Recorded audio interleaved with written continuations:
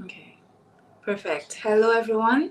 We're live today with Friends of the Congo. Our topic is the women at the front lines and the role and leadership of women in the Congo crisis.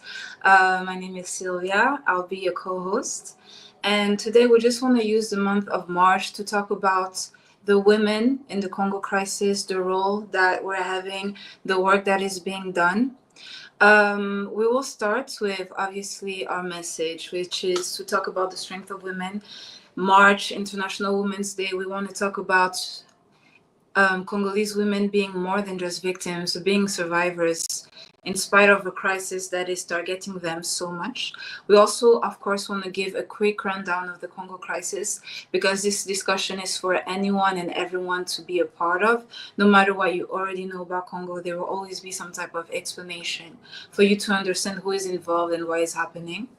Then we will have an update on the Friends of the Congo work, what has been done by us so far, the events that we had.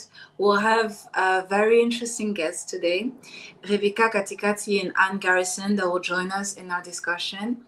And of course, we will end by a month update, talking about everything that has been happening this month in Congo or in connection to the Congo and the crisis in Congo.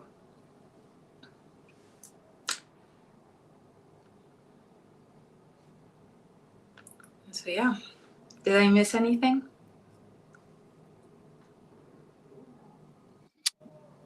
You did not. So yeah, thanks everyone for joining us, and good afternoon, good evening, depending where you are. It's always a pleasure to be with you, Sylvia, and discuss and our topic. So our topic again, it's the Congo. A lot of things has been happening, and from per my recent information that I have with me, the M23 took Walikale Center, and they are, just continue to marching forward and taking more and more territories, and which is kind of like interesting because we saw a lot of things happening with surprisingly, a surprising meet up with between President Tshisekedi and Paul Kagame, and it was kind of interesting because Tshisekedi had said that he will not meet Paul Kagame unless he was in heaven. So kind of like a way to say that there was no way for him to have a negotiation or peace talk with either the M23 or Paul Kagame. But then suddenly we found them, or he found himself in Qatar and discussing. And then Paul Kagame was talking about African solutions to African problems. So it was really interesting to see, Qatar kind of being in the middle. And a couple of weeks ago, a few weeks ago, it was actually International Women's Day, and there was a lot of marches are being organized around the world and in the US particularly. And Sylvia, you took part of a march, correct? Yes, absolutely. We had a wonderful march, an awareness march. It happened on International Women's Day, so March 8th. And so it was an amazing moment to kind of continue our activism and raising awareness, but doing it outside of social media and doing it physically in the streets. People gathering together with Congo flags and posters, just showing our support and our collaboration with everything that's happening with and for the women of Congo. That march was really powerful because it wasn't only Congolese people coming together to show their support. It was a lot of people from different Yeah. backgrounds. It wasn't only women, it was also men because everyone comes from a woman. And so the women fight is not just for us. And seeing that solidarity meant a lot. But we also had the opportunity to give out speeches and explain to people physically in person everything that's happening. Also, as we were walking the streets and talking about the crisis, talking about the fact that this war is really targeted at women. For anyone that doesn't necessarily understand, the women Mhm. are targeted a lot because this war is not just happening with guns, firearms, but the bodies of women are also used as a battlefield. They're using rape and sexual violence as a weapon of war. And so young girls, old women are going through this. And that is why it was really important to talk about that in that moment, that day. Because if we want to talk about women, um, on International Women's Day, a day that's supposed to value women, uplift Mhm. women, have that sense of pride in being a woman. For the women in Congo, it's very difficult for them to feel that pride in being a woman, because being a woman is connected to fear because of the fact they're going to be targeted so much more. But also using that time to show the strength and the power Mm, that resides in the fact of being a woman. So much that's being done. In spite of being yeah. targeted, women are really leaders in this conflict, at the front line. And it just connects us to the title of this live event, the Women at the Front Lines, and the role of leadership of women in the Congo crisis. Aside from that, aside from our awareness walk, there's a lot that the Friends of Congo have been doing this month to highlight women, to empower women. A very notable one would be Maman Justine's tour. For anyone who's not very familiar with her, what she does, her full name is Justine Masika Bihamba. She's a leader when it comes to work being done for awareness and advocacy in Congo. She's the founder and a member of the Synergie des Femmes. It's a very important organization that's supporting women in Congo. It's a platform for victims of sexual violence, and she just campaigns for there to be the promotion of respect of women, respecting their rights, and understanding the support that women victims of sexual violence not only need but deserve. And so I had the pleasure to be a part of a conversation with her and many other activists on the work that's being done, on what activists are facing in Congo, the backlash that they're facing in all of their work. She had to leave, though it's such a long story that maybe if we have time we'll talk about today. But she's just an image and symbol of strength of the women of Congo. In spite of the dangers that they face, and in spite of being so targeted, they still find it in themselves to be heroes and to be leaders. She has launched a book, and it's a very, very important book that I would push anyone that can to read it. It's an amazing way to understand what we're talking about today and just women resisting war. It's a very deep and important topic of a crisis that has been going on for 30 plus years, everything happening, the impact that it's having on women. And in spite of that, the resistance that women have been showing, that Mhm. women have been proving, just highlighting once again that in this crisis, women are not just victims, they're heroes, they're survivors, they're leaders. And that is a Yeah. narrative that we need to continue to push for people to understand and to motivate individuals to join. We're not asking you to fight for the Congolese women, for the women in Congo. We're asking you to fight with them. Yeah, and it's really interesting when we talk about women, and particularly that book, right? The book really relate the story of women in the Kivu, the region right now occupied by Rwanda ever since they started the invasion for the fifth time, Yeah, of that region of the Congo, and you know it tells the story of women of of the victims of different atrocities that have been perpetrated, and who decided to stand strong, right? And absolutely. very unique book. Excuse me. No, I was saying absolutely. A very Yeah, a very unique book, and I'm really encouraged. I think maybe later I will try to find a way to like show like the QR code for folks to Mhm. buy that book. It's women. It's called "Women Resist War" by Justine Masika Biamba, and really incredible book, folks. It's only 25 dollars. So yeah, and that really sent us to the next. I would say section, because we're discussing women. We're discussing how women, when it comes to the crisis in the Congo, and how women have been on the front line, whether they are allies or Congolese, but women have been really, you know, the backbone of resistance, of advocacy in the Congo, whether it's within different organizations, Friends of the Congo, CAYP, and our next guest, is a member of Team France CAYP Congolese Action Youth Platform that I've had the privilege for a couple of years now to work alongside with her, Rebecca Katikati. I want to bring her up right now. And Rebecca, how you doing? I'm doing great, thank you. Can you hear me? Yes. Yes, perfect. Yes, we Hello, can hear everyone. you. Hello.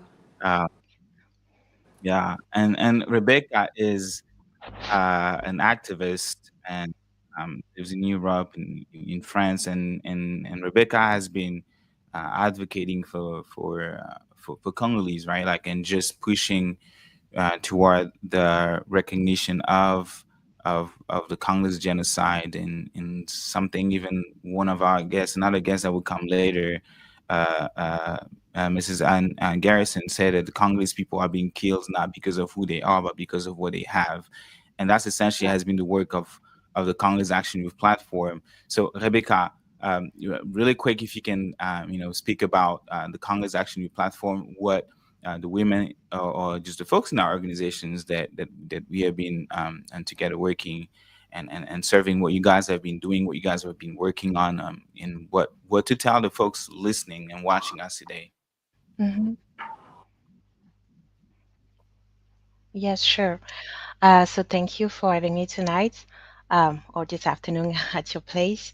So yes, I'm Rebecca. I'm a team member from the Congolese Action Youth Platform, so the CAIP, who are at the basis of the Genocost initiative. So we launched Congolese, so the Genocost initiative in 2013 back in London. So me personally, I'm based in Paris, but it's the diaspora, the youth of the United Kingdom who decided that enough was enough, and they wanted to do something because there was too much suffering, um, an ongoing war up to today.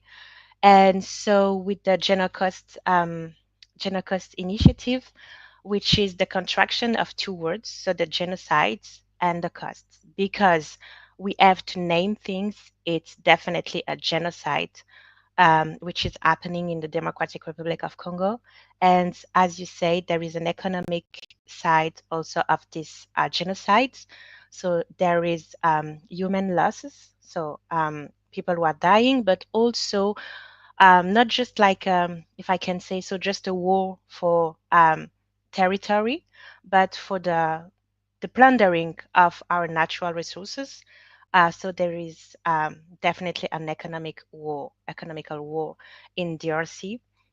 So this is why the general cost for the cost of this genocide, which is with all the natural resources that we have, the coltan, the cobalt, the titanium, all the things that we have.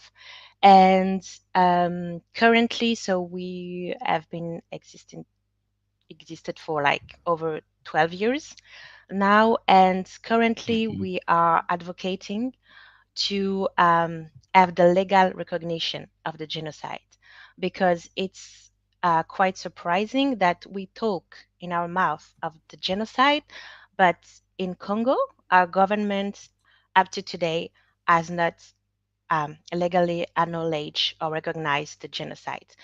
Um, we have written with La Ligue de défense internationale des droits des femmes. So I think in English it's the International League of Defense for the Rights of the Woman. So CAIP and this association um, have written a memorandum, so a memo, to advocate for the recognition of these genocides. We have submitted it just last week, yes, last week, to the government, the Congolese government. And it's really the aim of the memo is really to, as I said, recognize the genocide, because there is a law, the law of the 22nd of December 2022, which is for the reparation of the crime against, like the rape against women. And We sexual were violence, just, yeah. Yes, exactly.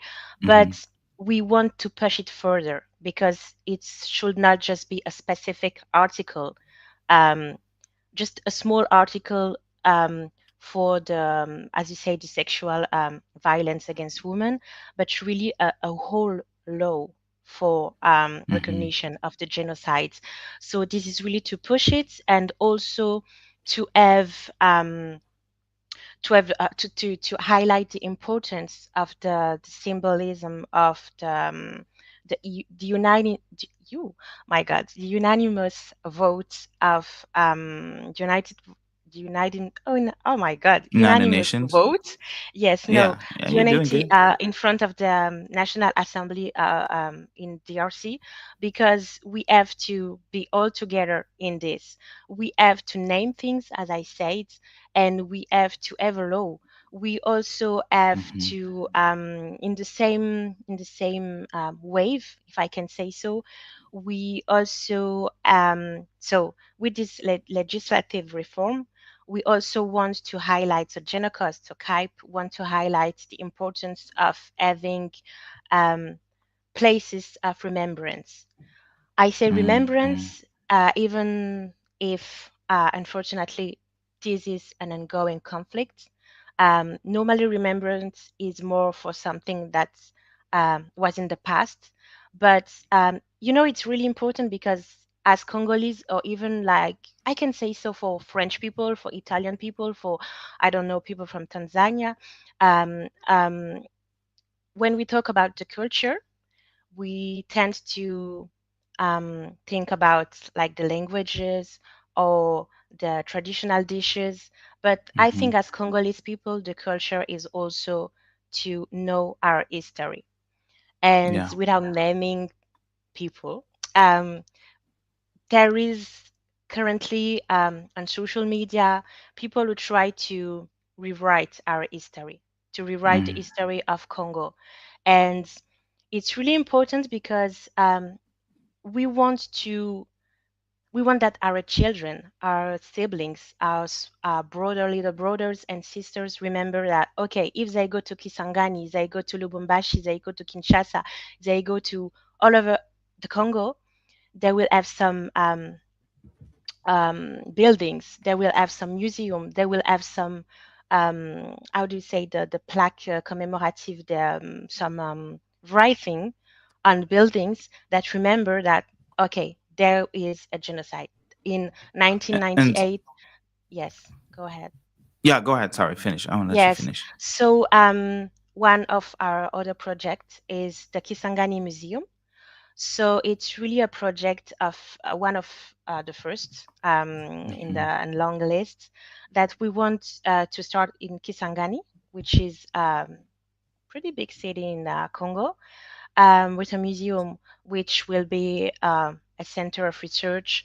Also, will display our national treasures, if I can say so, with status. You say status in English? Yeah, Mm-hmm. allow me to chime in Yeah. because one of the reasons why I joined Mm-hmm.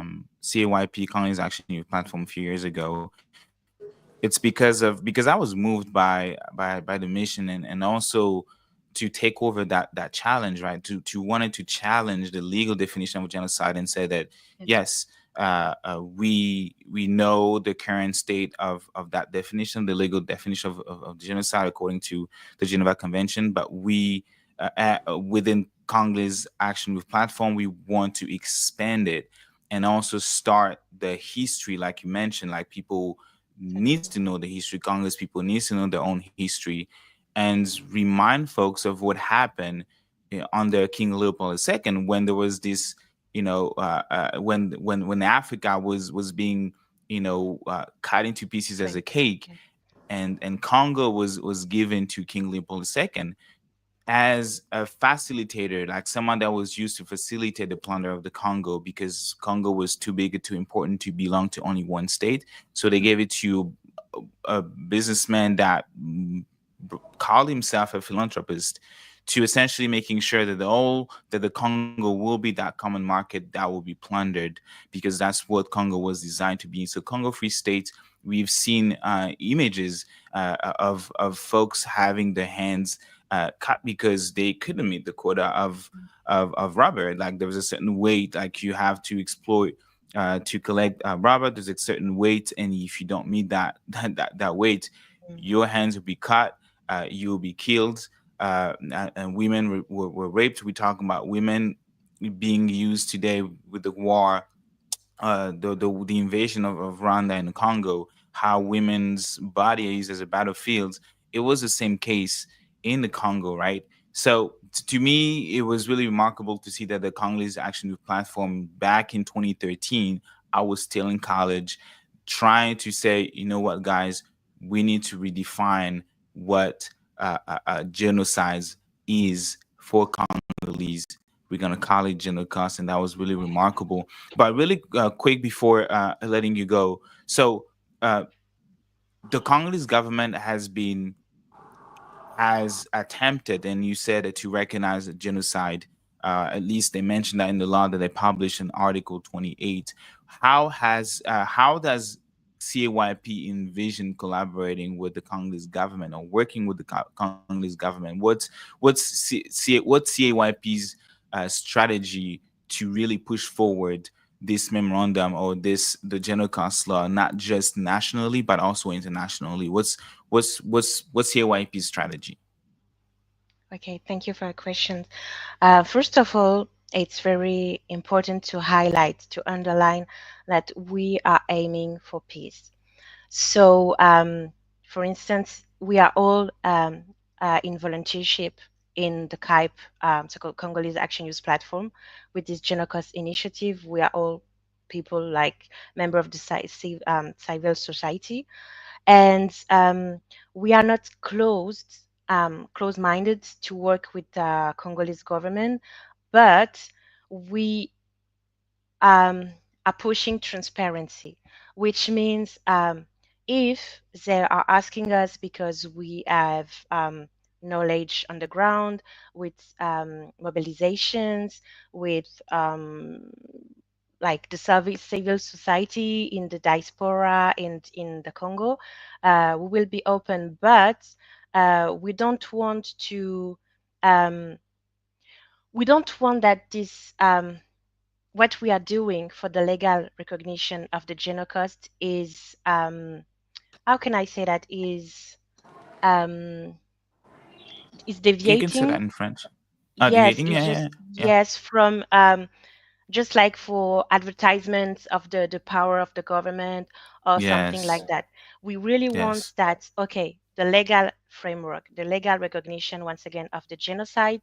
We really want that they, maybe we can collaborate with them like a think tank, they Hmm. suggest some, like they have some suggestion. We try to collaborate together. We are not, it's not a no, it's not, we are not Yeah. closed-minded, but it's So, really, yes, mhm. Yeah, it's really just depend just on to the rephrase, condition. Yes, yeah, yes. just to rephrase, essentially because of how corrupt the government, the Congolese government has been, Mm. one of CAYSP's fear was that this idea of recognizing genocide, the killing of Congolese people, the raping of women, and the starvation of children, the displacement of people as a genocide. You don't want that idea to be hijacked by the Congolese government for political means, and that has been the issue. Sylvia, I know you Eh, eh, unmute eh, yourself. I don't know if you want to ask a question to And Adeka. I just want to add something. Also, Yeah, sure. when you talk about the recognition of the genocide, it means the recognition of the victims.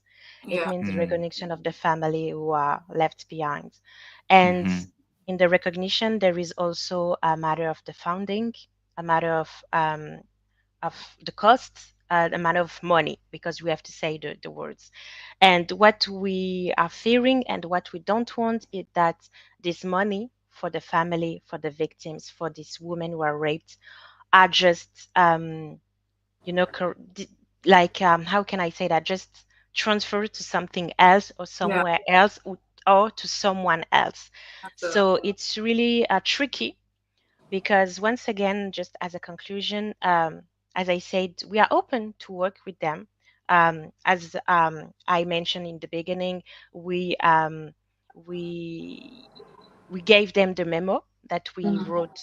So it means that we are not against them, but we are very walking on eggs. I don't know if it says the same in English, but in French we say nous marchons sur des œufs, and Yeah, we really try to keep our eyes open and to be very careful with what they will do with this memo, and also with what they will do with the money for the victims.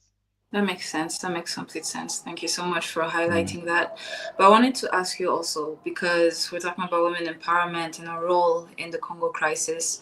Obviously, you're a woman. I understand that you're from Congo.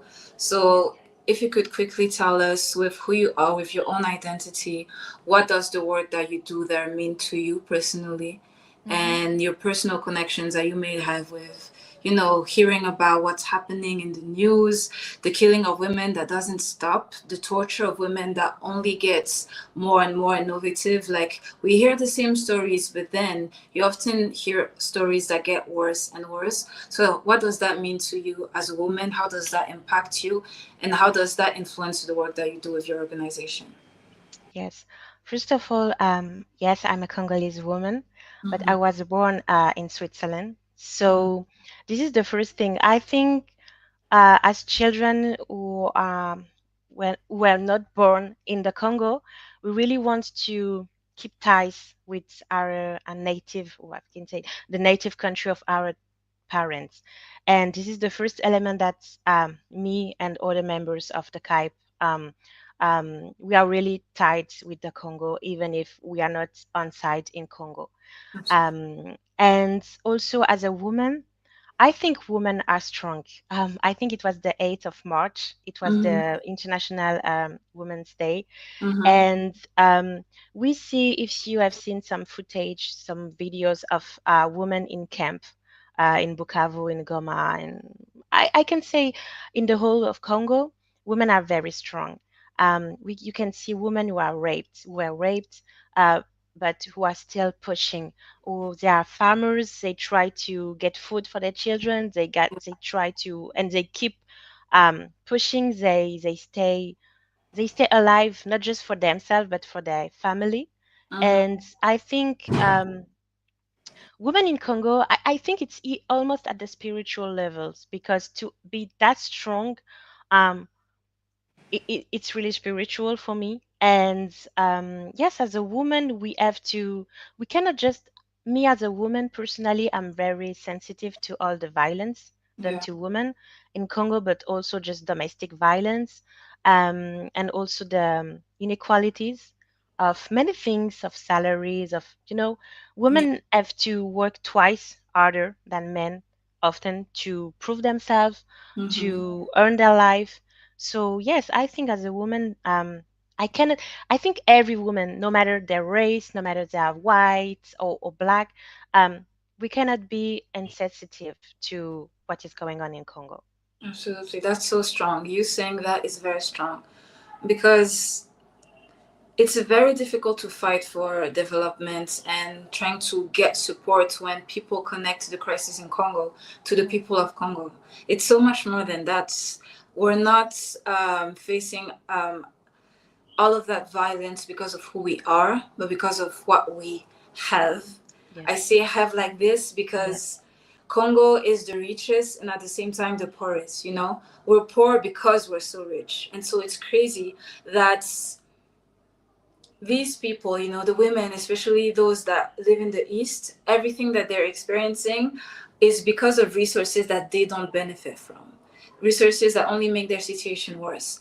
And so, as a human being, first of all, but as a woman, to see that there's this region where it is approximated that about 48 women get raped every mm, hour, which is absolutely insane to just picture that in your mind, that researchers say 48 women in a single hour get raped, and by these women it's sometimes newborns, very very young people get sexually assaulted, old women, you know, mothers, grandmothers get assaulted because of resources that they don't benefit from, but resources that go everywhere.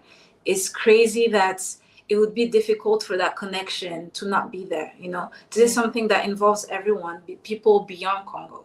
yes. Absolutely. Exactly. But it is empowering, to see individuals that understand that connection. Just working with Friends of the Congo, it's called Friends of the Congo for a reason. Mm, exactly. Thank you. I share the same opinion as you. We cannot be insensitive, as I said. Even if you're not a woman, just it's not just for the pleasure that they rape. It's really for like to show their power and to, as we're talking about balkanization, and yes, yes, I share Yeah, your opinion. absolutely. But I feel like the fact that they target women is just a highlight of our power. You want Yes, to bring a country down and you go to the women. It shows the yeah, role that we play, the importance. And at the end of the day, everyone comes from a woman. You may not be a woman, but you must have a mother. You Yeah. came from a exactly, mother. And so it's exactly, connected for sure. Yeah. exactly. Yeah, this has been a really great conversations. So yeah, thank you so much, Rebecca, for coming. Thank you. And so I appreciate again the work that you do, the work that Kype the work that Kype does, and Genucas. I appreciate you, and shout out to my colleagues at Genucas. So yeah, I'll talk to you later. Thank you. Thank you Have a so good one. much. Bye. Yeah, thank you. Yeah, Hey, this was an amazing yeah. conversation. Wow, that was. Excuse me. I was saying this was an amazing conversation. I'm glad we had her to talk about this. Yes, yes, and that's not the end. And we have our next guest, also Yeah. a woman and a fierce woman, I would say, because she's been doing this for years. Anne Garrison, that I'm gonna bring on stage right now. Talking about Hey, other Anne, how women you that are doing? involved. I'm doing fine. Thank you. So, Thank you. I want to say, it's nice to be trusted here as so far, at least the one Western white person. Like but you came at the perfect time. We're talking about other people needed to be involved in what we're talking yeah, about and other women, no matter where you're right. from. Okay. Well, I appreciate that. Um, And we you are want friends of me the Congo, so you really embodies that friendship. Yeah. Exactly. okay. Thank you. Um, I don't want to talk too long. So if I go too much backwards in history, just tell me that I need to hurry up and get to the end. And first, let me just say what I think is most important, to repeat what you've repeated, that this is a genocide against Congolese people, not because of who they are, which is how genocide is most often understood, but because of what Mhm. they have. And nationality is included in the UN Convention on Genocide. And this is a genocide against the Congolese people because of what they have. And the other, perhaps most important thing to understand is that it wouldn't be happening if there were not willing foreign buyers, including multinational corporations, for the resources being stolen and smuggled out of Congo through Rwanda and Uganda. So, having said that, uh, I might say a few things about how I came into this story and how I happened to be responding to Mario Nawfal this week regarding Hmm. his long fawning interview with Paul Kagame. In 2010, I had been studying and doing some writing about where the world's resources are and what they're used for, and therefore what sort of resource wars are going on. And so naturally, I came to study DRC. And then someone who's a member of the Green Party asked me to see if I could find out why. Well, I understood that Rwanda and Uganda then were aggressors in Congo, but I didn't know much about those countries. Someone asked me if I could find out why a member of the Green Party was not being allowed to run for president in Rwanda. So I called and talked to him, and then eventually I talked to two other Rwandan opposition leaders who were attempting to run for president. This was in 2010. Mhm. And by the end, two of the three were in prison, and the third was in exile in Europe after the president or the vice president of his party had had his head cut off. And I came to experience the total totalitarian nature of the Rwandan government. It's total control of speech. It's total control of its one narrative, which is the narrative of the Rwandan genocide. This is the only narrative that mattered. And I realized they were not having an election. They were having an argument about that. Mm-hmm. Opponents of the government were being shot, imprisoned, disappeared, both inside and outside the country. And Victoria Ingabire, whom I came to speak to most, went to prison for 8 years after that. But she said during that time, and she'd been very much an advocate against Rwanda's violence in Congo, she said that she thought there needed to be a court. Her suggestion was an expansion of the International Criminal Tribunal in Rwanda into Congo.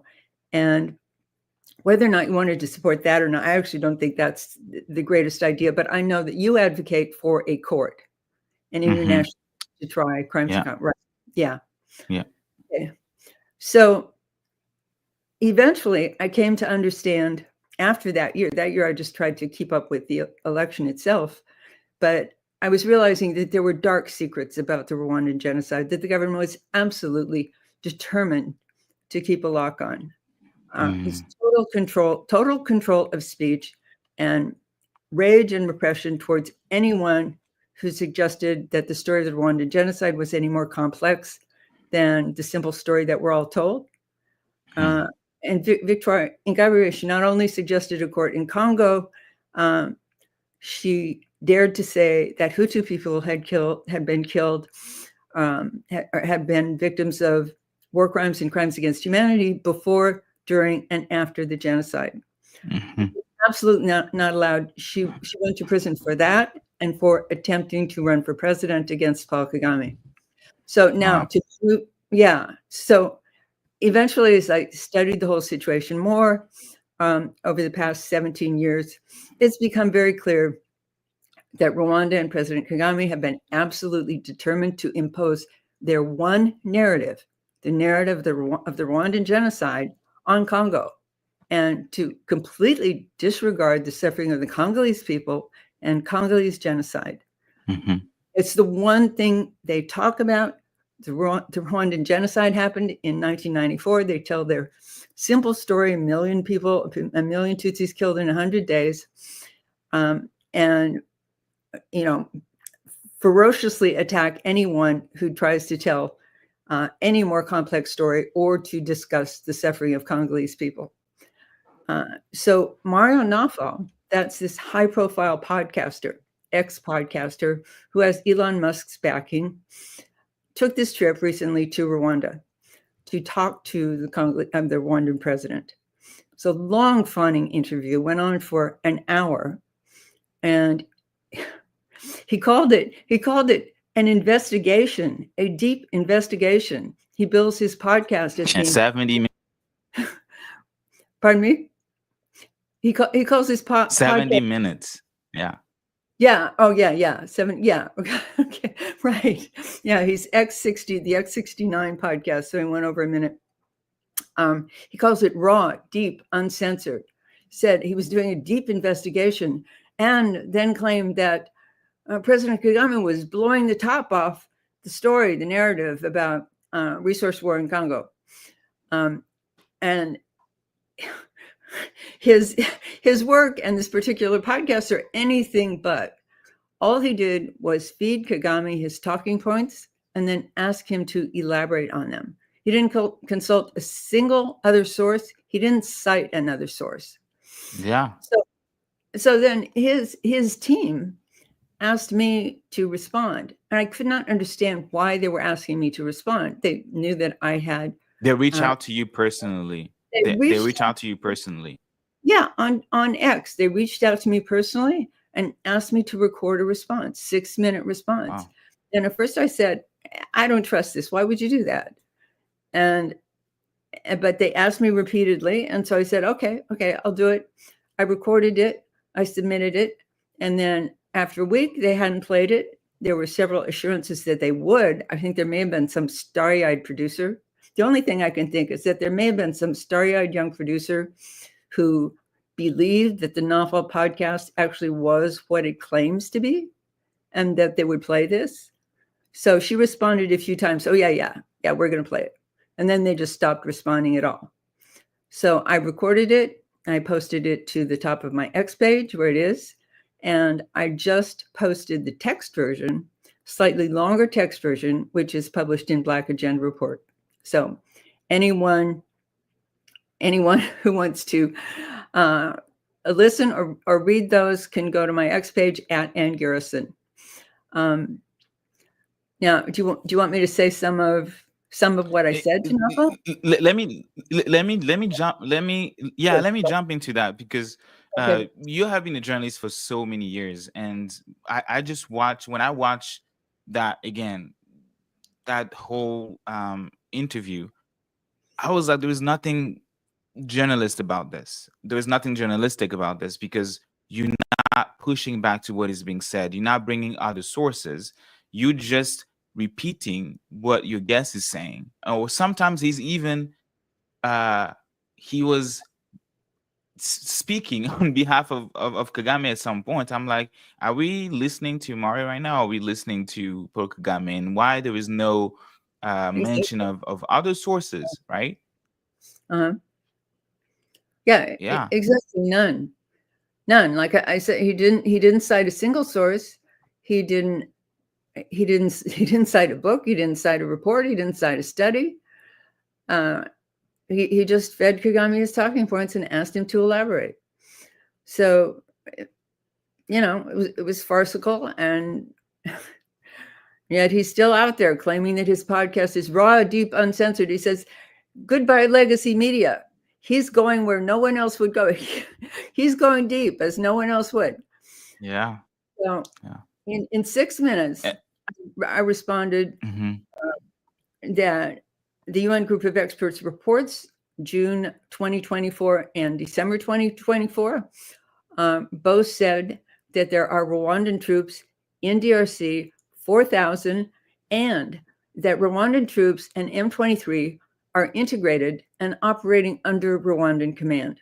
So even if M23 are Congolese citizens, and I don't doubt that some of them are, they're operating under the command of an invading army, a foreign invading, occupying army.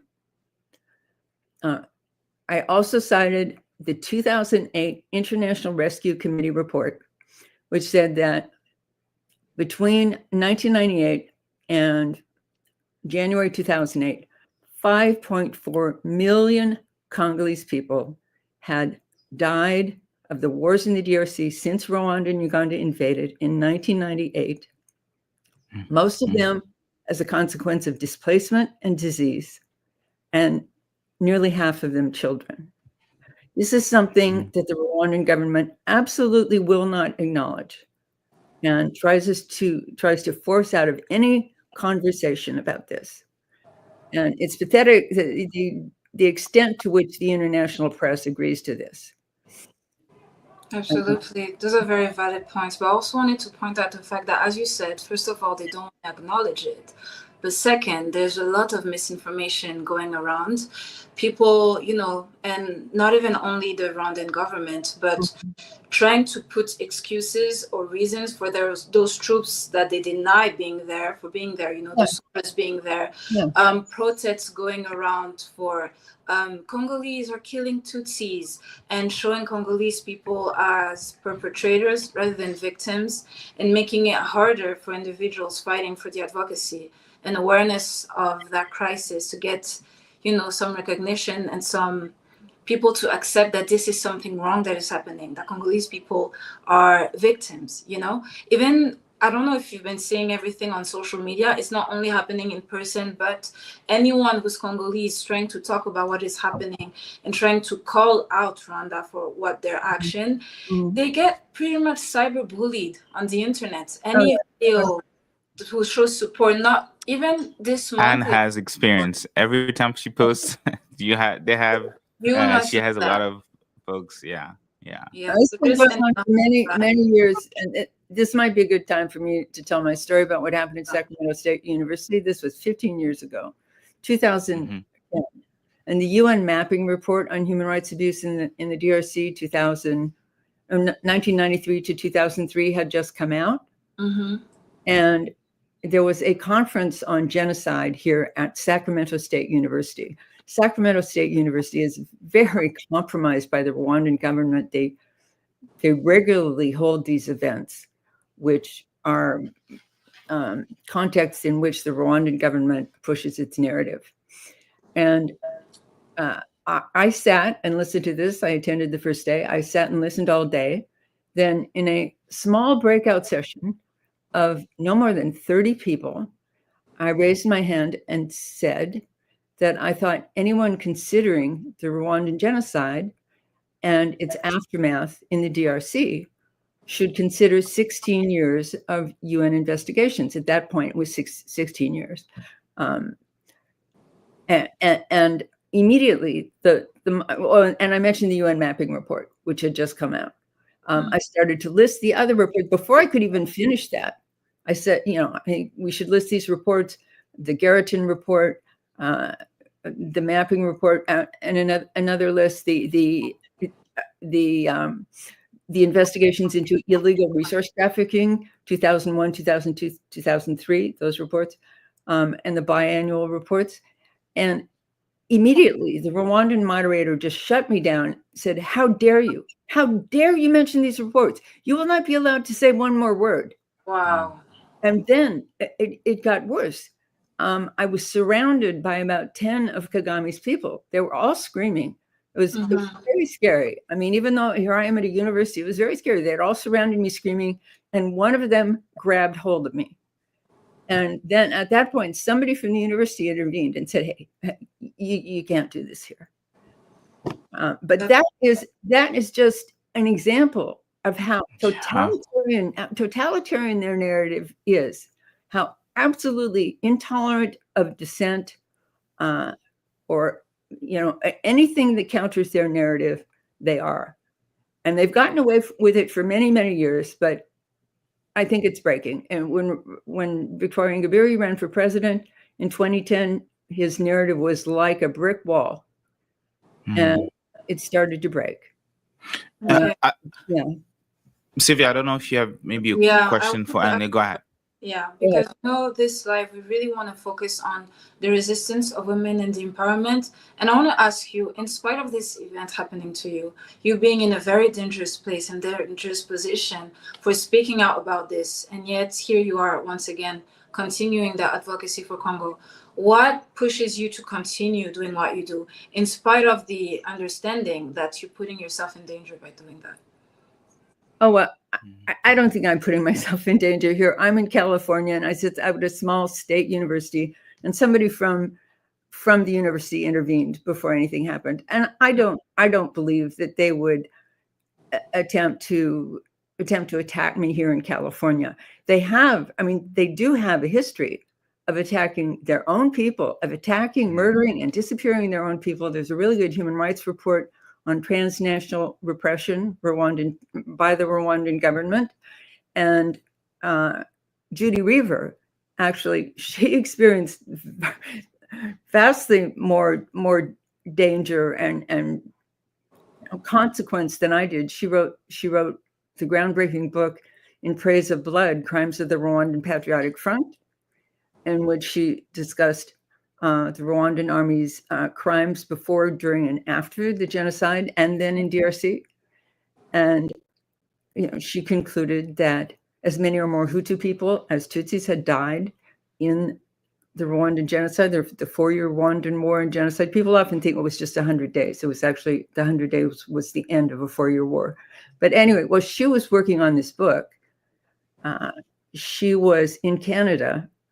I believe I'm not sure whether it was Toronto or Montreal, but anyway, Kagame's people were calling her house. She had grade school children, and they were calling her house and letting her know that they knew the names of her children. Wow.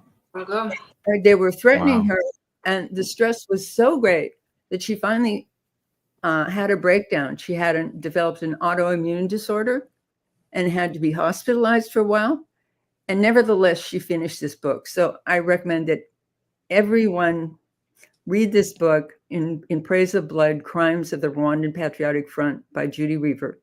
And she also, when she was doing some research in Belgium, and she was checking into a hotel when a couple of Belgian secret security people showed up on either side of her and said, we're going to be with you the whole time you're here, because we have information that there are Rwandan operatives in the country determined to kill you. Wait, what? Yeah, oh yeah, it's in the That's book. crazy. I heard stories about that. People being scared. That's crazy. And that's why when you said that you haven't put yourself in that position, maybe not physically, but the fact that they go into your comment section whenever you tweet, I've read insults, I've read threats. That's scary. And I'm, myself living the same thing. And yeah, to me, what's really crazy is that they were able to do what they did to you right here in the US, right? And yes, somebody from the university intervened, and you're here, uh, obviously protected by free speech, and they can't just grab you, they can't just like assault you like that. Yeah. But like you mentioned at the beginning, there are many, many, many folks from Rwanda who never had that chance. And you mentioned folks who got imprisoned, they got jailed, and even people who got killed even overseas, right? Yeah. There's stories of and that will bring me to the next my next question. Stories of Rwanda's operative killing these people from the oppositions who disagree with Paul Kagame, like right there in South Africa, and then even that pushed the South African government at the time was in 2014 to expel the Rwandan ambassador. But my question to you, and you have been doing this for so many years, and still in high school, you were writing about war, not just in the Congo, but also in East Africa.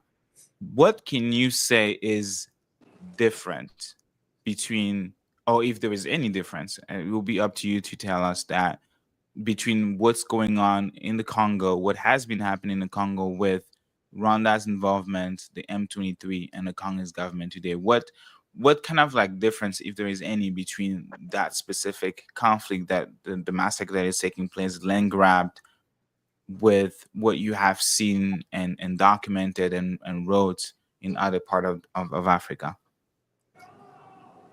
Oh, in other parts of Africa.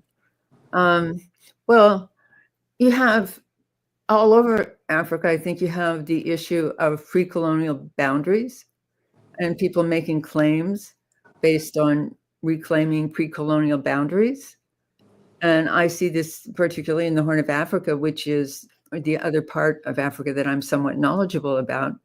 Right now, Ethiopia is claiming a piece of Eritrean coast on the Red Sea, claiming that it has a historic right to access the Red Sea, and threatening to do so violently.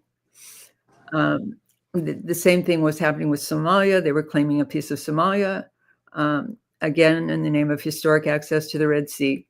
And, Eritrea had offered commercial use of its ports, but Ethiopia wants a navy. But not to get too far into that, the issue of pre-colonial boundaries, that's an issue. We did the 1885 Berlin Conference, the European conference that divided up Africa according to European imperial objectives, created all kinds of problems, clearly. And in the Alliance of Sahel states, they have formed a confederation, Burkina Faso, Mali, Niger, and announced that they were breaking down unnatural colonial boundaries and forming a larger, more powerful entity with a common passport and a common flag. And that's great, but it has to be done voluntarily. Kagame is claiming that Rwandans were separated during the Berlin Conference, and that the Rwandan kingdom was broken up, and that he has a right to reclaim Eastern Congo, therefore, that he has a right to reclaim the Kivu provinces. Nonsense. So, yeah, I think.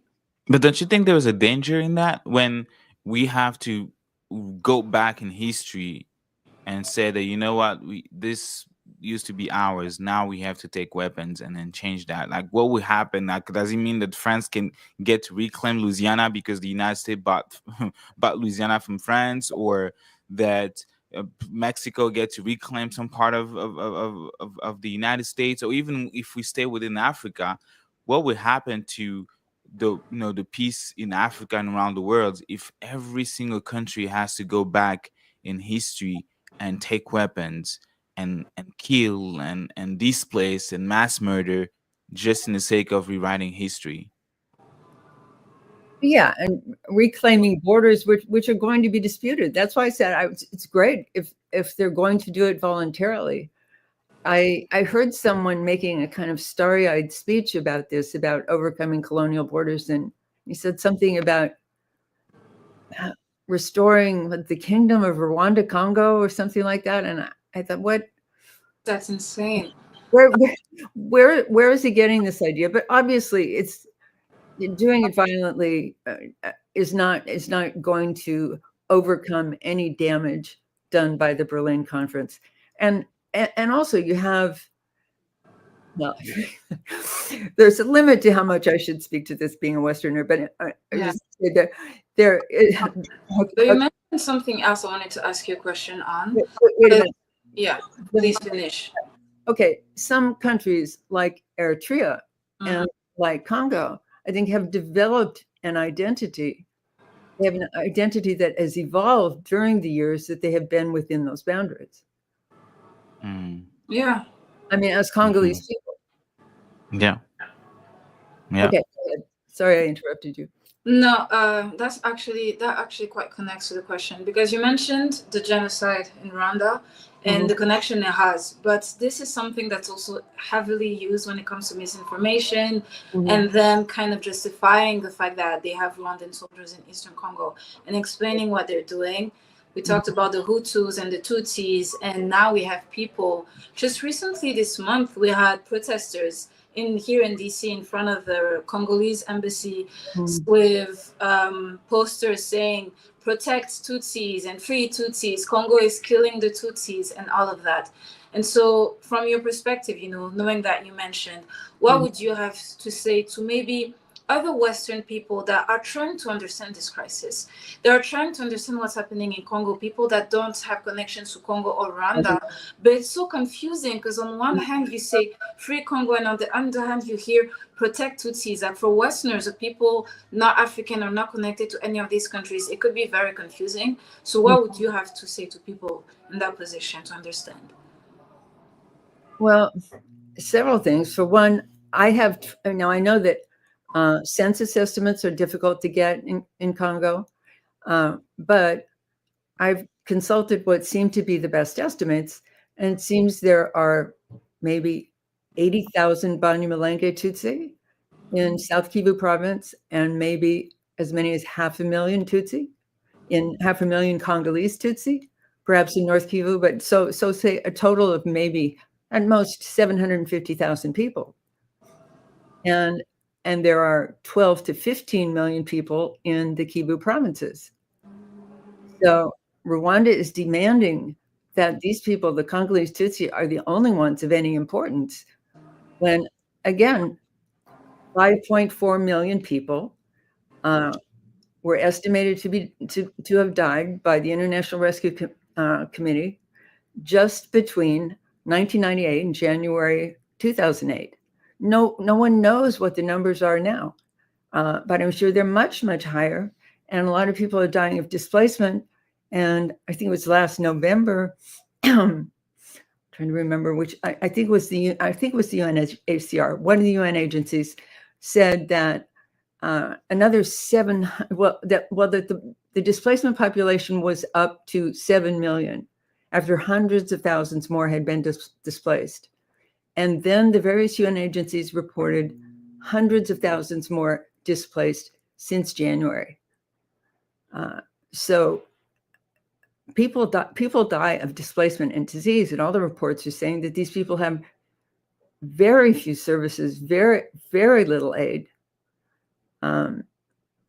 So, the idea that the Congolese Tutsi are the only people who matter in Congo or in the Kivu provinces, it's cruel. It's really cruel, and it doesn't make any sense. Also, I should say something about the Rwandan Hutu people, the Rwandan Hutu refugees who crossed the border in 1994, fleeing the advance of Paul Kagame's army, which had massacred Hutu people all over Rwanda during the 4-year Rwandan war and genocide. They fled across the border, and the various UN reports, particularly the 2000 Garrison report, talked about Kagame's army following them into Congo in 1996, massacring them in the camps. And it even said systematic massacre of, in many cases, women, children, the elderly, the sick, not combatants. And there are several firsthand narratives, in addition to the UN reports about this. There are several firsthand narratives. In fact, I just reread one. So it's called Dying to Live, a Rwandan family's 5-year flight across the Congo. And this is about how this family fled across Congo, fleeing Paul Kagame's army, 300,000 Rwandans, struggling through the jungle. There's a jungle between the East and West, struggling through the jungle for 5 years until they finally got to safety in Brazzaville, and then managed to gain refugee status, in this case in Canada. But there's another book well worth reading called Surviving the Slaughter, the ordeal of a Rwandan refugee in Zaire, who was then called Zaire. And Rwandan Hutu people are never mentioned in Kagame's narrative. It's all about Congolese Tutsi and Rwandan Tutsi, who in Rwanda, they're 15% of the population. They totally dominate the Hutu population. Despite all of Kagame's rhetoric about reconciliation, Rwanda claims to be a reconciliation miracle. But there was a 2008 WikiLeaks, a diplomatic cable, in which an American diplomat in Kigali said that this is a volatile situation, that although they pretend that government is integrated, every single Hutu person who is in a position of authority is paired with a Tutsi who has the real power. So Rwandan reconciliation is a lie. And Rwandan Hutu people who have been chased and massacred by the Rwandan army are simply not important. They're not part of Kagame's narrative. It's all about the Congolese Tutsi. And, everyone has seen Hotel Rwanda. I don't know how many millions of people all over the world have seen Hotel Rwanda, which tells a very simple story. And so it's easy to lock into that story that everybody's heard and push it and push it and push it, which is what the Kagame regime does. Absolutely. Yeah. It's thank you so much for going through literally the internal, I would say, politics of Rwanda, because it's very important to understand if one wants to understand the crisis in the Congo, because what happened in 1994 was simple like genocide, right? That you had certain hatred that was being fueled, entertained, and a lot of Tutsi were killed. Moderates, that's the term that they use now. Moderate Tutsis, folks who had heart, who wanted to protect their wives, their husband, their neighbors, they were also killed during that genocide. And some of them, moderate Hutus, the Hutu, yeah, moderate Hutus, yes, moderate Hutus, and then they fled, including those who had just perpetrated those acts. They fled across the borders in the Congo, right? So you have literally, and I always ask people to put that into perspective. You have someone who just murdered folks, civilians, babies, kids. They cross in the Congo, right? And they started doing the exact same thing. And now when we start reading reports, and Anne, you mentioned them, talking about the FDLR, which was created like years after the genocide. The genocide happened in 2000, in 1994, the Rwanda genocide, and then the FDLR, which has been used, which Paul Kagame has used as a reason, as a pretext to invade consistently and systematically the Congo. The FDLR wasn't created until the year 2000, right? Like years after that. And you have these folks right now, they are primarily killing Congolese people. So across the age, across these years, the Wait a Congo or minute. Congolese people has been victim. They have been, yeah, I think, yeah, you wanted to say something? yeah. Who, no, who did? I got a little confused. I think that there's one thing that is important to go back and make clear in this narrative. The story is that only the Hutu killed the Tutsi. That's a They way killed each other. they killed each other. Yeah. And Kagame's army advanced beginning in 1990, massacring Hutu people, so that by April 6, 1994, when Kagame assassinated the Rwandan and Burundian presidents by shooting down the Rwandan president's plane over Kigali, Kigali was surrounded by refugees, mostly Hutu people who had fled from Kagame's army, which was advancing and massacring people all the way. The common story is that they would occupy a town, and then they would call everyone to what they said would be food distribution and kill everyone. This story is repeated over and over in Rwanda and then in Congo. But so you're getting back into the story in Congo with the FDLR. You have to understand that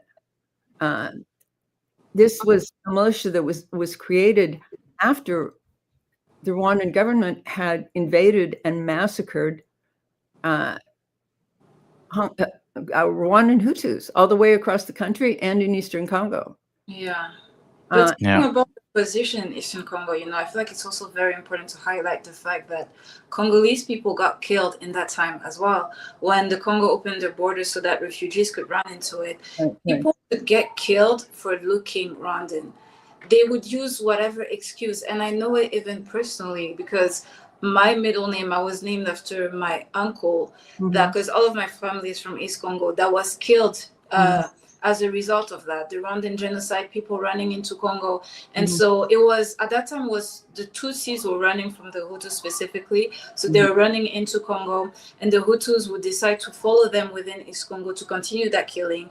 And so many Congolese people got killed during that time. And so it is honestly horrible that now we're trying to change that narrative that, oh, the Congolese people are out here killing Tutsis. We have no benefit. We have no benefit from doing that when we know that from that time, Congolese people were victims of a violence that they had nothing to do with, a genocide that they had nothing to do with, and they became victims of it. And you want to change that narrative to make them perpetrators. It's crazy. It's a history of violence that wasn't... Before the Rwandan genocide, all of the violence that we see here in Congo, it wasn't there, or at least not from the Congolese people, because Congo knew a lot of violence from Belgium as well that we won't get into. But the violence that is within Congo is nothing that the Congolese people brought. It's nothing that the Congolese people created. It was first the Belgians. Manufactured from outside. Yes, absolutely. And then the violence that began in Rwanda that continued within Congo.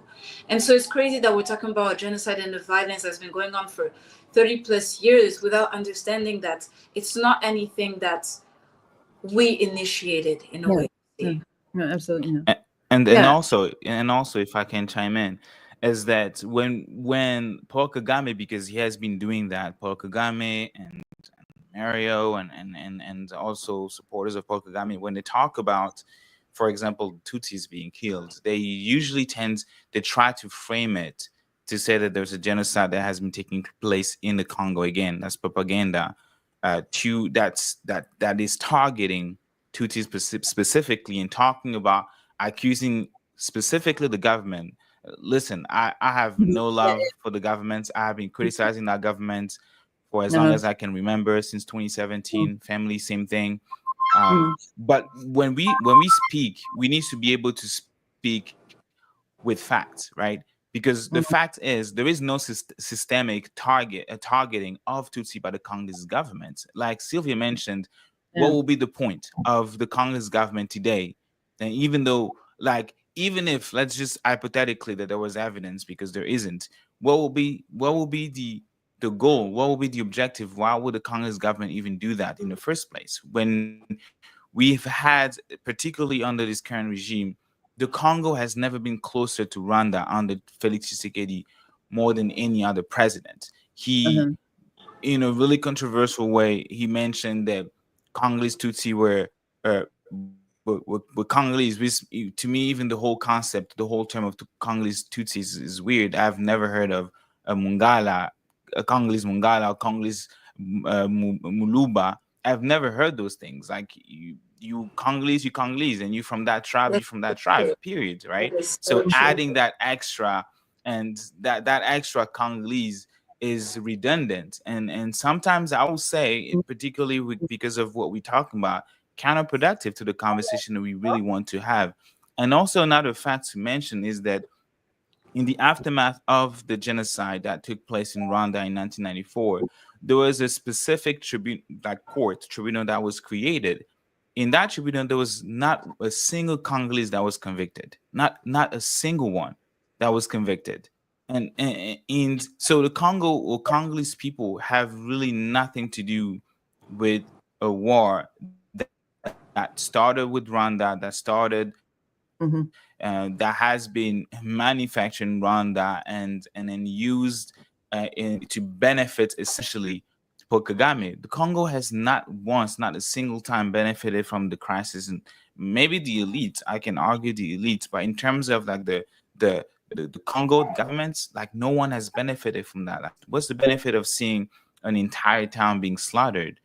There is no benefit on Congolese side, but I can tell you, because we've seen when you read sanctions from the EU recently, that are sanctioning companies, running companies that are producing gold, and they're saying that you guys have been producing gold that is coming from the Congo.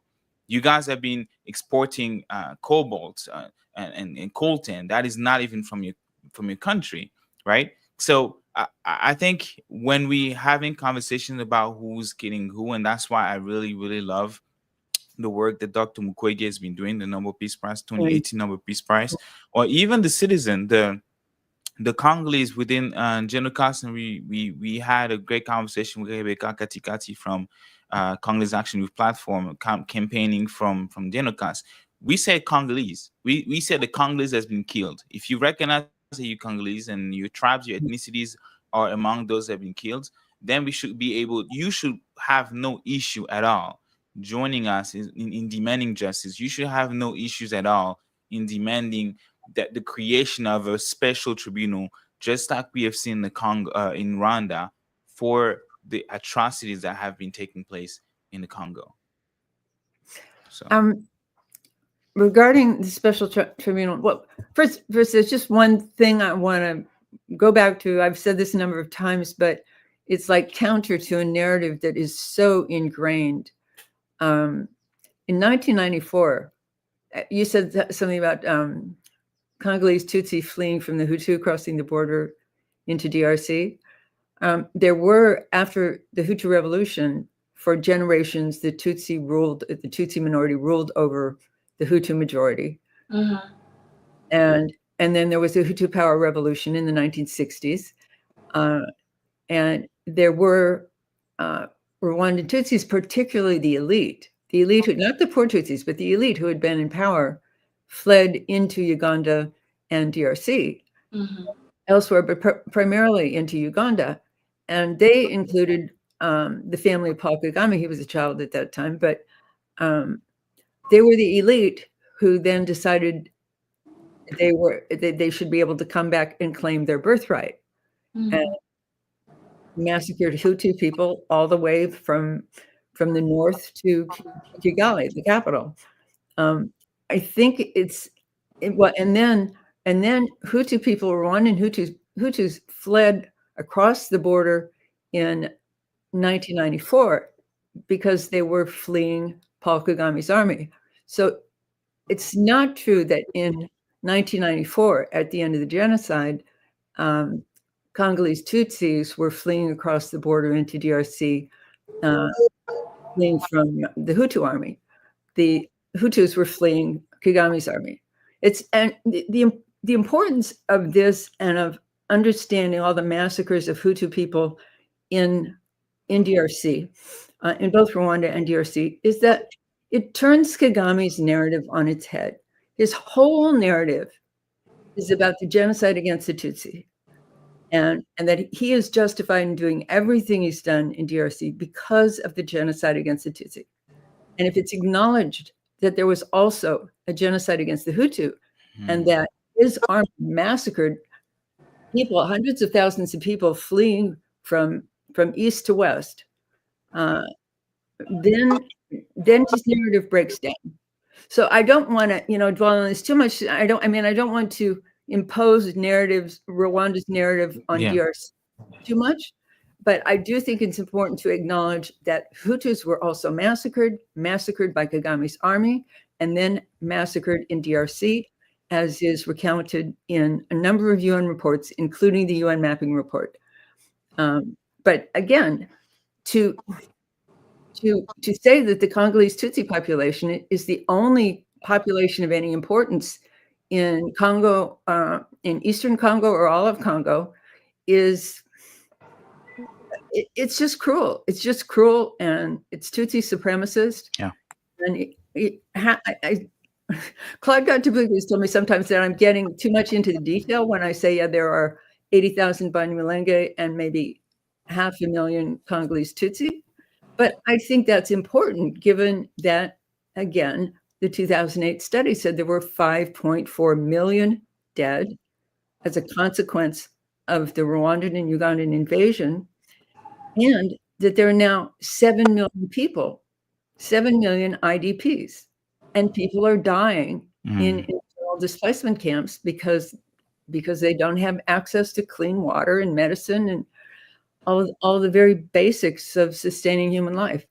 So how can you say that this Tutsi population, of course, any minority population should be defended and should have rights, but to say that their importance overwhelms that of 5.4 million dead and 7 million displaced is just wrong and cruel, and that point should be made again and again, I think. Absolutely. And the narrative doesn't make sense, because even if we were to try to understand it, and we're hearing that those Tutsis are being tortured within Congo, if the government cares so much about it, then what would be the issue for them to take them and bring them back to Rwanda and protect them in Rwanda? The truth is that Congolese people are being killed in Congo. They're being invaded within Congo, and they have nowhere else to run to. If those Tutsis were such in a bad position, were tortured or massacred or whatever, then obviously I'm sure the Rwandan government would have came and brought them back into that and protect them. But the truth is that it's not the case. This is just an excuse to justify the fact that those soldiers are out there in Congo doing atrocities, to the Congolese population. And every time the narrative, again, why is there that connection between Rwanda and why is Rwanda within Congo? It always changes. First, we don't know if the troops are there, we don't know where they are. And then they are there to protect the Tutsis. It's changing every time. And so it's ridiculous that it's something that we still have to explain. Yeah, exactly. No, we're not there, but we have to be there to protect the Tutsis and to secure our borders. Yeah. How does that, whole political leader, it doesn't make any sense. And to reclaim our pre-colonial territory. There's no logic there. That's insane. And just to kind of like play the devil advocate here, so let's just go with the logic that it's fine, because again, for people listening to us, when we say Congolese, we're talking about nationality. We're talking about like a nation, the Congo. When we talk about Tutsis, when we talk about Hutu, which is a tribes or ethnicities, I guess, in Rwanda, right? And those claiming that they are Congolese but they're from Tutsis, yes, it's possible, right? Like you can be a U.S. citizen and a tribe and being from or being originally from a tribe, from an African tribe, it's possible. Like there is legal way to obtain a nationality. But what I don't understand, and that's why I'm always challenging folks to think that way, is that if you saying that you are trying to protect yourself, if you're saying that you're being targeted, that you're being killed, you take weapons and organize yourself as a militia, right? Which, by the way, according to the Congolese constitution, you claim that you're Congolese, that's illegal, but that's fine. Let's just go with that argument just for the sake of it. Then Mm. why do you justify raping women? Like, Mm. how is this going to Mm. advance your goal of protecting your people? How do you justify killing children? How do you justify starving thousands of people? We like the Organization for Migration talked about 7.1 million people displaced, right? How is committing all these war crimes justify you protecting your people?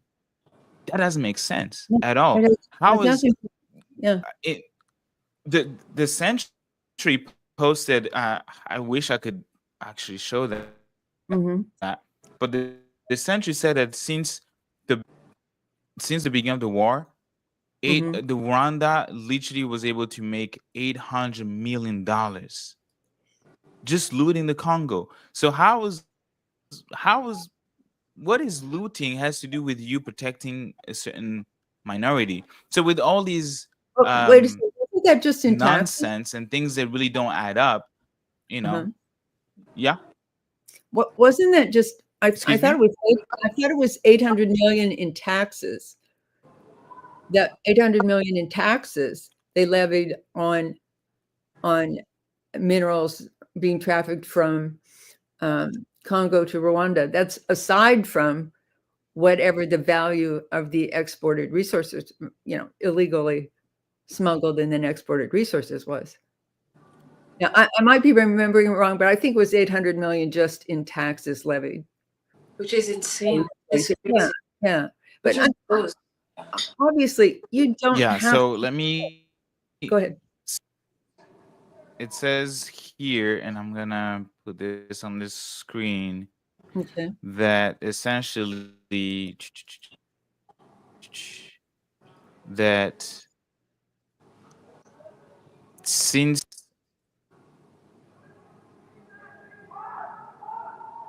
let's see, since Rwanda has exported, it has exported over it has exported over 800 million in illicit gold, including from Congolese mines now controlled by the M23. And then they conclude the US and the UK should follow the lead of the European Union and sanction conflict gold traders.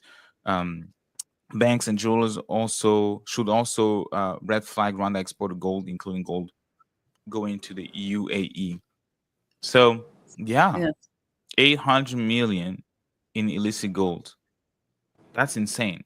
And Kagame is gonna go on Mario and talk about Mario's show and talk about them protecting a certain community. To me, that doesn't make sense, right? Like, and there needs some coherence, and it seems to me that they don't even care about making sense with their lies anymore. They just pile lies after lies that don't even make sense anymore. At some points, like you even lose track of your lies. Like you said it to CNN that you did not know if your troops were uh, in the Congo, but then later you gonna talk about wanting to protect certain troops. Like, yeah, I mean, I don't know, but anyways, it's a really great conversation to have, and we really need to continue to um, push back of those narrative, like and you did. And then again, I think I commented on your video. You said a lot more in 6 minutes than that entire show in like 60 or 70 minutes, because you mentioned, and that's literally the role of people in academia. Like you mentioned different sources and let people decide, right? You cannot tell me that someone who assaulted a US citizen at the university, that person is credible, like that you're gonna believe that person, that you're not gonna believe people who have been people who have been accused by multiple sources. And I'm not just talking about Garrison as a source. I'm also Mm. talking about Global Witness as a source, United Mm. Nations as a source, the US government as a source, European Union as a source, and all these different entities and governments saying the exact same thing, that Paul Kagame of Rwanda, the government of Rwanda, to some extent Uganda, they have been committing crimes after crimes in the DRC, and those crimes are until today not being served with justice. And that's the propaganda that we need to fight, and that's the narrative that we need to fight. So I think there are two things I want to say. We're probably getting close to getting out of here, so there are two things I want to make sure that I say. One is about the responsibility of the press in this. If they play this role where they feel they have to say so-and-so says this and so-and-so says that.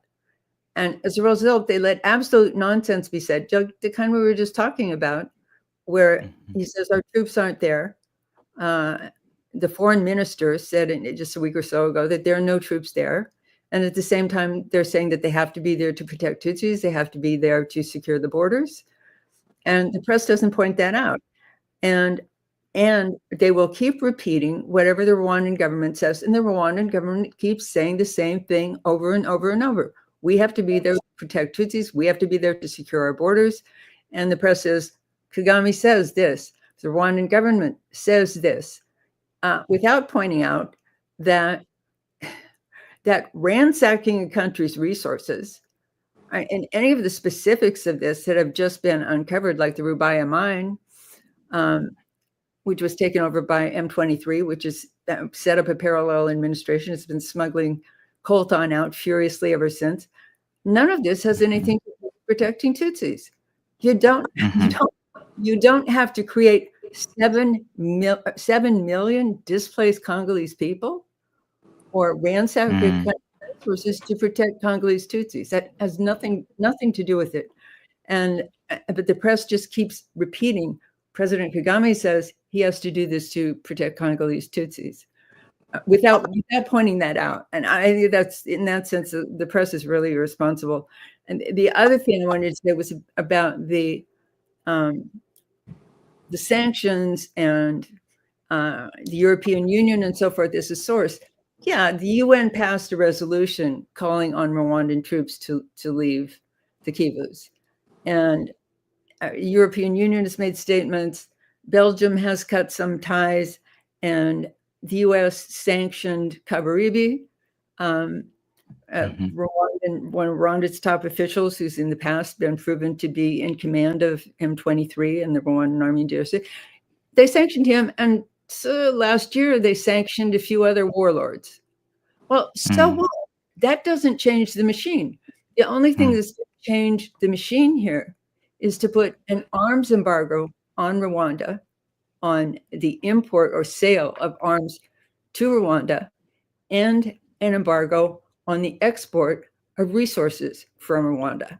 And they're not doing that. They're not doing that. So all these resolutions and, sanctions and so forth, they're just kabuki theater. Let the mass murder and the resource theft continue. Absolutely. And the hard truth is that the Rwandan government doesn't care about the lives that are being lost. They don't care about the displacement, and they don't care about what they're doing. If we want this to stop, support to Rwanda has to stop. That's why, the message, don't visit Rwanda, is so important. That's why I was personally outraged when I saw that John Legend still decided to have his concert in Rwanda, in spite of everything, in spite of all of the messages, because we're doing our best with organizations like, for example, Friends of Congo, Panzi, to show the lives are being lost. But the perpetrators don't care about that. They had a whole genocide of their own people that died. It's like we have to understand the mentality of that country, of that government, that we have individuals that normalized killing one another for whatever reasons that are not justified. And obviously we have so many people that when it comes to killing another country and realizing all of the benefit that it brings you, they're not going to care about the lives being lost and the people dying. The message, don't visit Rwanda, don't support Rwanda, is extremely important. We need artists or whatever contributors to take that into consideration. As of right now, the first one that I saw was Thames decided that a very famous African singer, deciding that she wouldn't go to Rwanda. When you compare the career of Thames and John Legend, John Legend has been established into what he's doing. It wouldn't hurt him that much to not go. But it's because people don't Mm-hmm. understand that you're supporting a government that is well aware of the pain that they are, putting on other people. And when you do that, you just allow for things like that to continue. Mhm. And just the narrative that being Rwandan does not mean they have to support this. It does not mean that you have to normalize this, okay? It's because, for example, we always say Rwanda is killing, but as a Congolese person, I want to highlight the fact that there's no reason for the Rwandan population and the Congolese population to be enemies. We're not trying for there to be a division. The fact that you're Rwandan does not justify you normalizing what is happening, normalizing the deaths. It's okay for you to realize that before being Rwandan, you're a human being. Mhm. You're a human being, you're an African person, you're a black Yeah. person, and your peers are getting killed. Women like you are getting raped every single day. Mhm. Young Mhm. kids are not given the childhood that they need, and you are normalizing that because of your love for your government, which makes no sense. It's time to realize that people in Rwanda are being brainwashed, are being manipulated, and it's time Mhm. for them to wake up. It's not because you're Rwandan that it's okay for you to be saying, "Oh, we love Rwanda, Rwanda, whatever." Imposers are saying that Yeah. people are dying, and it's time to Mhm. act. It's time to be a part of it. We have Western Yeah. people so far from all of it that support Congo. You are our neighbors. I have love for everybody, and I refuse for there to be hate between Congolese and Rwandans because I believe that there are Rwandan people that acknowledge what is happening. I had the pleasure to meet them myself.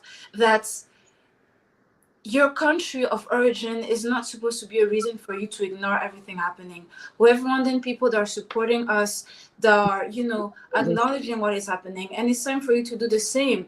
The Rwandan genocide would have continued if we didn't have individuals within Rwanda that acknowledge that, okay, what our government is doing is wrong, what is happening is wrong. It's time for you to do the same as well.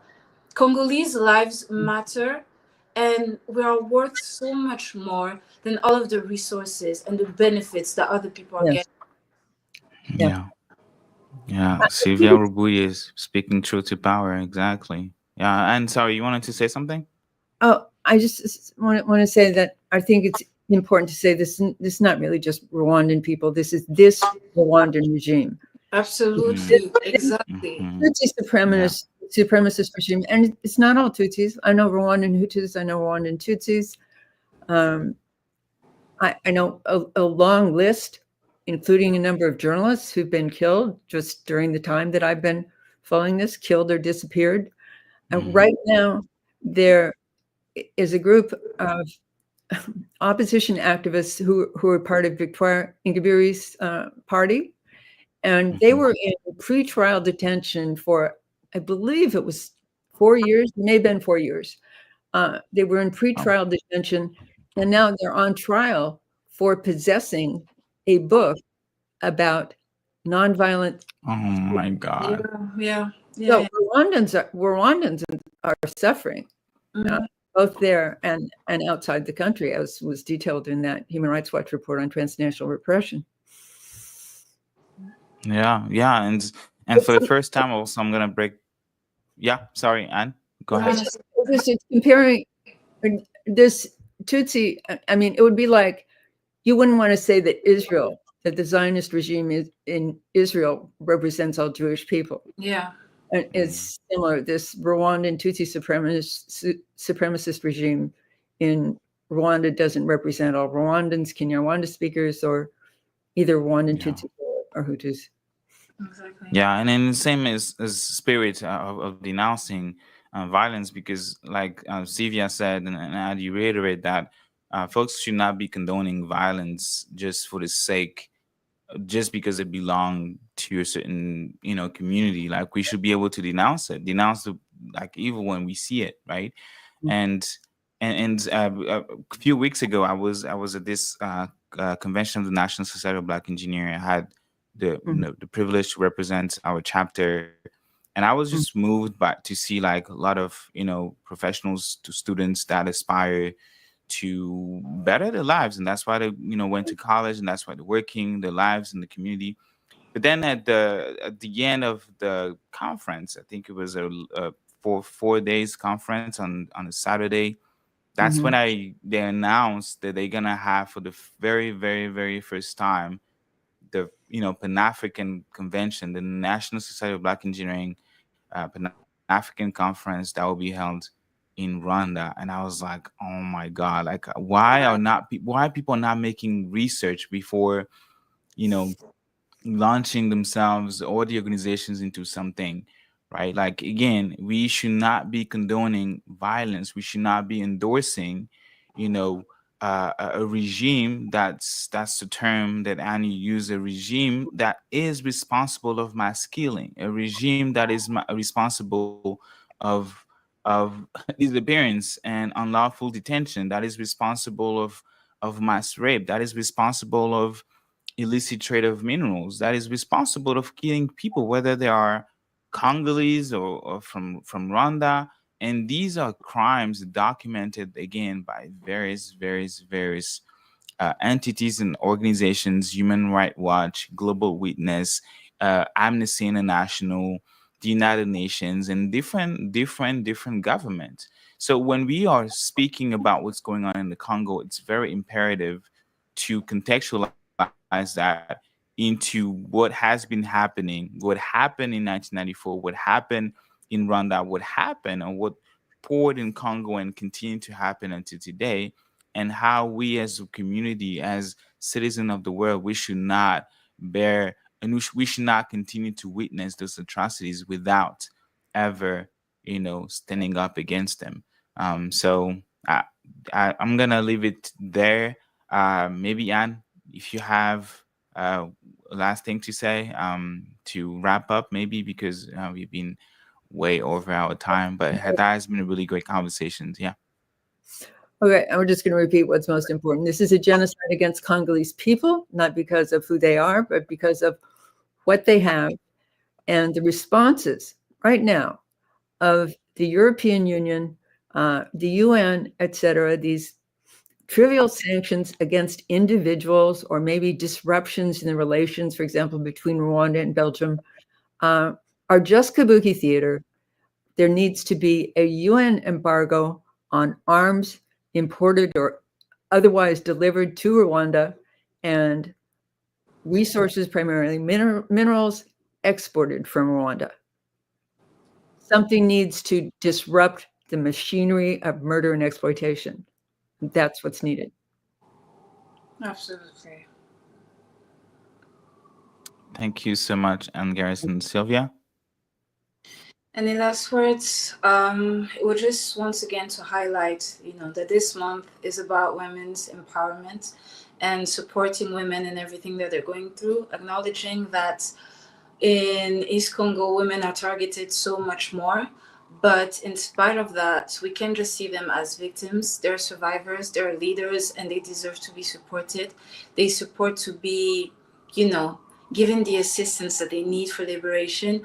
Being a woman is something that should bring pride and happiness and joy and value, but for our mothers or sisters or aunts back in East Congo, it brings them fear, and it's something that we can't change. I want to highlight once again that as long as you're a human being, there is no reason in the whole world for you to normalize everything that's happening. The fact that young women are getting raped, old women are getting raped, young kids are losing their lives. They're not able to just be a child because of resources, because of what the Congo holds. And it is something that we need to talk about, we need to fight against. And for anyone to stay silent, to allow themselves to not be educated on what's going on, you're allowing for this to continue. You're allowing for more people to lose their lives, to be displaced. And it is very easy to be a part of the movement. And so I just want to call on everyone for an acknowledgement of women, because there's so many victims in this crisis. There's so many people affected. But for Women's Month, if you have a mother, you came from a mother, you have a sister, you have a daughter, protect them, honor them, in respect to them, protect the ones in East Congo that can't enjoy the fact that they're women, that have to leave all of the pain and suffering that comes with being a woman because of that, and just do whatever you can. A donation, awareness, a discussion, acknowledge what is happening so that it can stop. Thank you so much, folks. Thank y'all for connecting. We had an amazing time. An hour and almost 40 minutes conversation we had. I was surrounded by three fantastic women. Sylvia Rubuye with my co-host today. It's not night yet. And we also hosted the first part, Rebecca Katikati from the Congolese Action Youth Platform, as campaigning for the recognition of the genocide happened in the Congo genocide for economic gain. And then we had the one and only Ann Garrison, fierce woman journalist in like years throughout Africa doing work, contributor for Black Agenda Report. So yes, we discussed about the Congo. We discussed about what's going on in the Eastern Congo, what's going on with in Rwanda with the Congolese, the Rwanda's regime, and that discussion was, made possible by the incredible women that are at the front line, talking, writing, speaking, and even present there. So, during this month and all months of the year, just remember that the women are literally what is pushing forward a movement for liberation. So thank you y'all for watching. Thank you all for listening. And yeah, we are going to do this again next Friday. But stay connected on the Genicos page, on Friends of the Congo page, on Instagram, X, and also give a follow to Ann Garrison on X, and watch what she has to write about Africa, about Congo, about the world. And until next time, ciao. Thank you so much. Peace out.